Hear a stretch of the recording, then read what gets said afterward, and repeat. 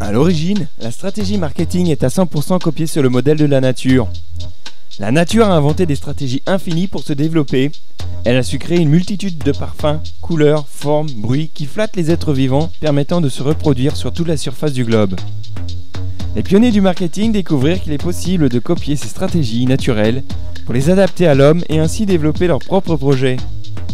Nous avons découvert que le marketing consiste à flatter l'instinct.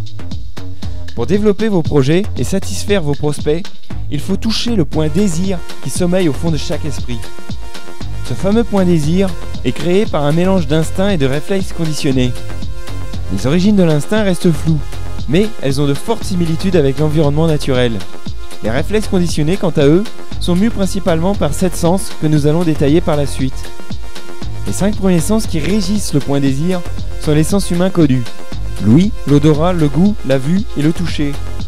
Naturellement, pour s'adapter et survivre dans le milieu environnant, l'homme a su développer ses sens et les avertir selon ses besoins.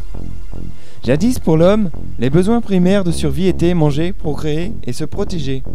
Nous allons nous pencher sur le cas manger. Sur notre exemple, nous proposons le choix de 3 pommes plus ou moins mûres.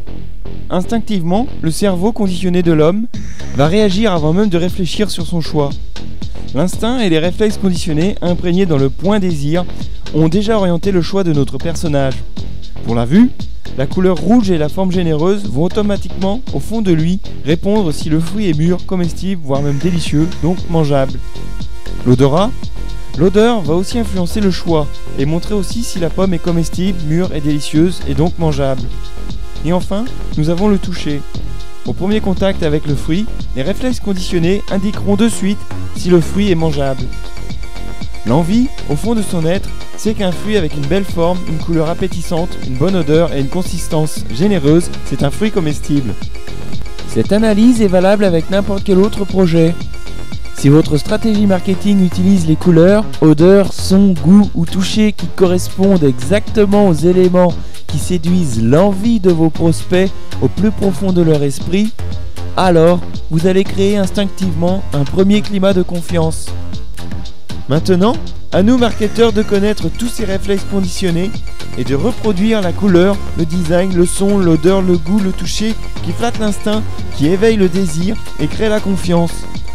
En gérant votre standing de cette manière, vos prospects seront satisfaits et deviendront des clients à part entière. Vous allez voir dans la partie suivante qu'il existe 2 autres sens supplémentaires qui jouent un grand rôle sur nos réflexes conditionnés.